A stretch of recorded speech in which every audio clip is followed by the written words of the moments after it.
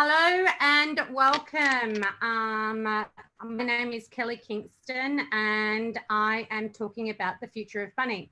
Now, I would like to thank Sarah Watkins, the founder and creator of Spiritual Events and Directory, for allowing me to be in this space to share messages to all business owners from the spiritual and wellness industry.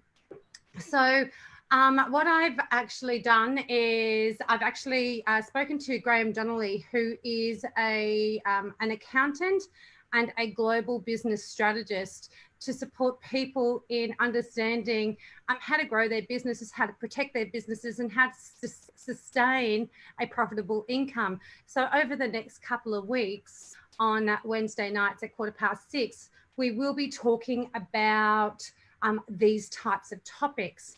So I have Graham with me. So how are you tonight, Graham? Thanks, Kelly. Glad to be here again. Thanks for having me. No, it's my pleasure.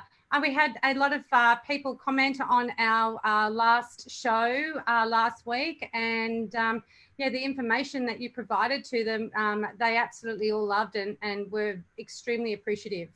My pleasure. Hopefully we can provide some more value tonight. Yeah, so tonight we're going to be talking about asset protection and insurance for the wellness business owner.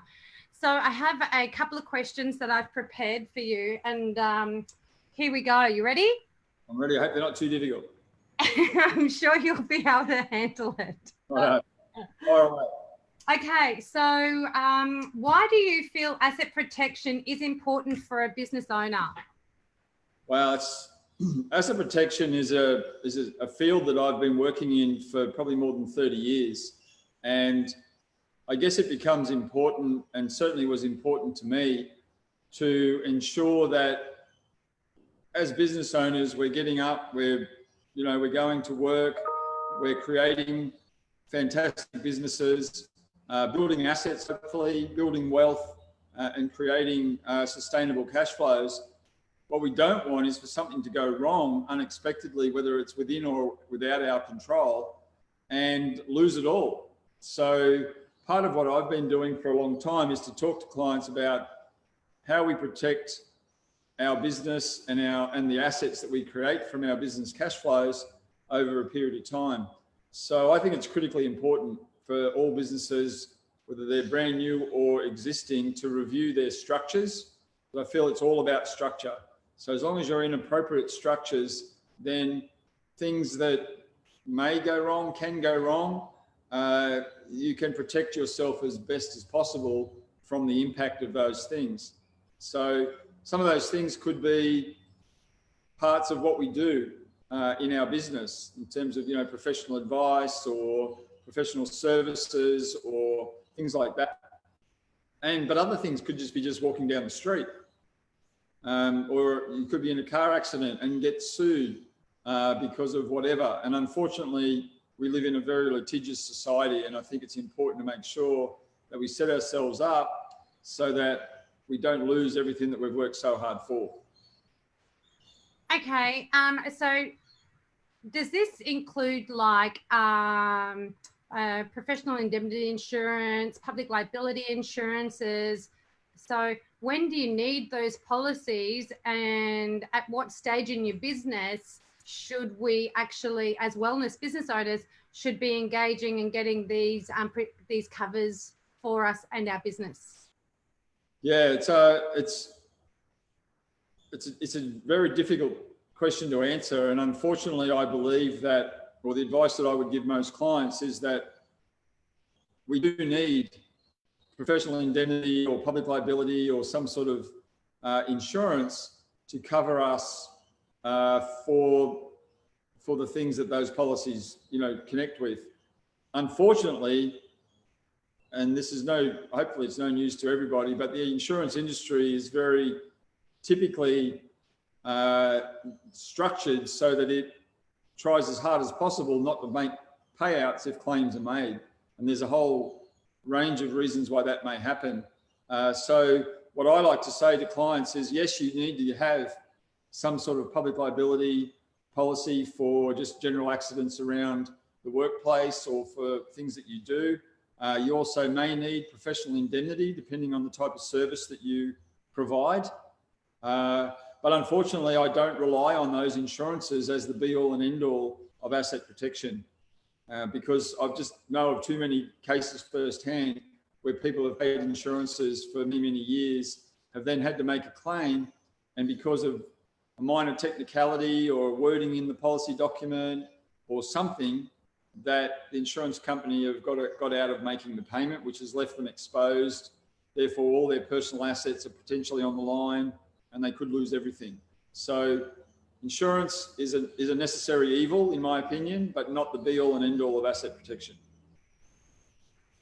Okay, so I've heard in so many different cases of people coming together and doing a joint venture or setting up and becoming business partners, and then one of the business partners, one getting too greedy or you know, not wanting to be in business anymore, and it starts to get messy, and then somebody, you know, takes money from somebody else.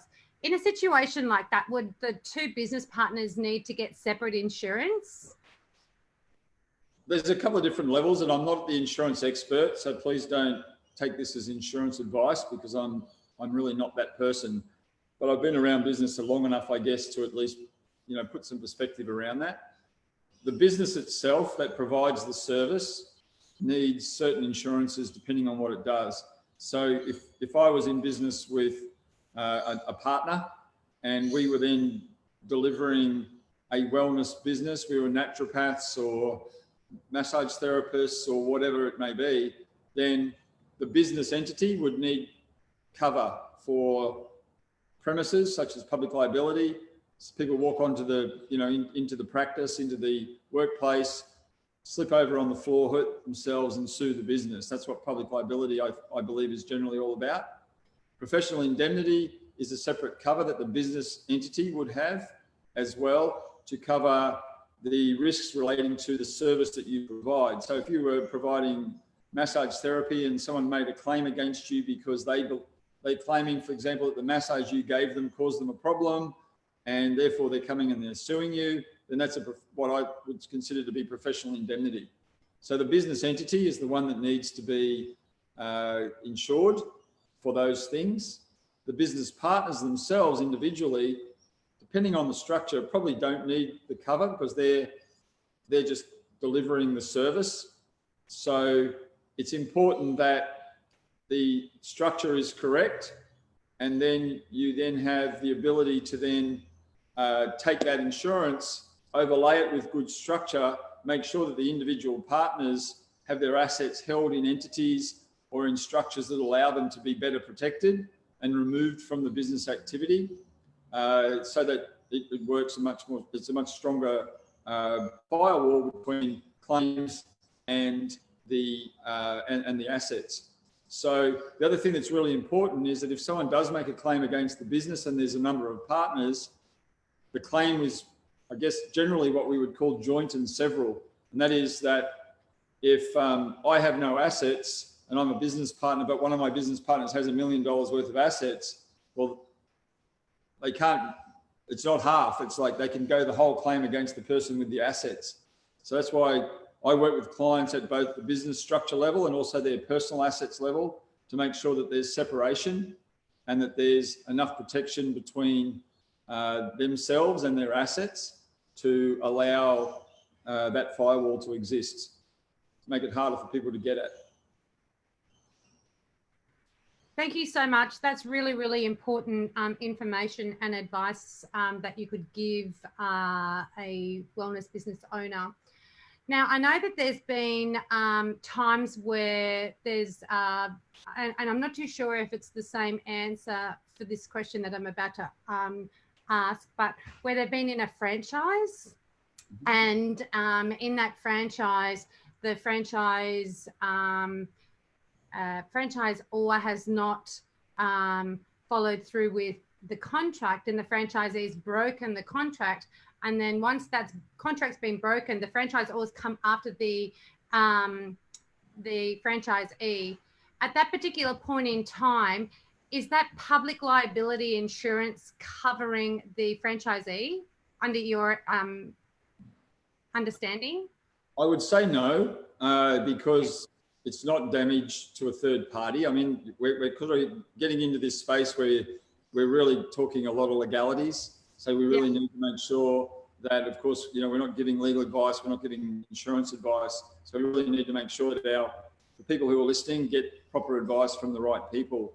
However, I would say generally the answer is no, because the agreement between the franchisee and the franchisor is set out in the franchise agreement. So it's important that the franchisee understands what their obligations are to the franchisor and also what the franchisor is supposed to do for them. And there's been many cases that I'm personally aware of where there have been conflicts between franchisees and franchisors for different reasons. However, a lot of the things that, you know, I've actually helped clients with cases where there've been the franchisor has actually attacked the franchisee because the franchisee wasn't able to make a go of the business for whatever reason, and the franchisor has then come after them for performance under the contract, which has caused them all sorts of problems. So it's really important to understand what you're getting into, get good legal advice, but generally that's not I wouldn't think that that's something that insurance would cover. It's something that you just really need to understand what you're signing before you go into an agreement with anyone, let alone a potentially powerful in financially and legally franchisor. So you tend to be the David and Goliath story, and hopefully you're on the right side of the ledger there, not sort of being squashed by the big guys. So be very careful with signing those agreements, get the right advice, and make sure that your structure is solid to ensure that even if those agreements fall apart and even if your insurances don't cover you, you still don't lose everything. Thank you so much, Graham, for joining us and sharing your wisdom and knowledge with all the viewers here tonight.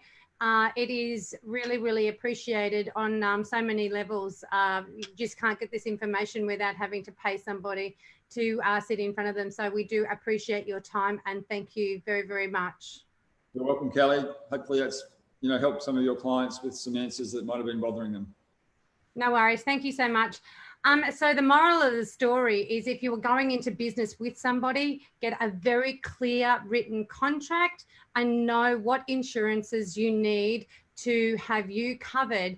And if you do own a house, make sure you have asset protection that covers you, that if somebody does unfortunately come after you, that you then know that you are fully protected. And always, when you have a contract, read the fine print, okay? Because this is where we get stuck in so many different situations is we don't read. We're so trusting and we're so heart driven and so accepting on, people doing the right thing that we don't do our due diligence in reading everything or having it checked over by somebody else. So thank you so much for allowing us to be with you tonight and share this information. If you have any questions about it, we do have financial